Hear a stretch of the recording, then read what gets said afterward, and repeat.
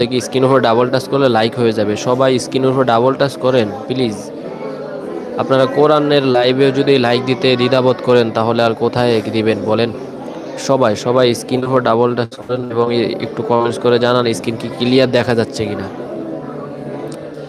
وأنت حل بهذا البلد wow জবর ওয়া হামজা নুন জবর আন ওয়া আন এখানে গুণ হবে নুন সাকিনের পরে তা আর সে ইকফার হরফ কিসের হরফ তা ইকফার হরফ গুন্নার সহিত পড়িতে হয় ওয়া আন তা জবর তা ওয়া আন তা হালাম জের হিল্লাম দুই ফেসলুম হিল্লুম এখানে মিম উচ্চারণ হবে কারণ এই যে মিম কারণ তানবিনের পরে বা আসছে ইকলাবের হরফ আসলে মিম দ্বারা পরিবর্তন করিয়া পড়িতে হয় হিল্লুম হিল্লুম বিহাযাল বালাদ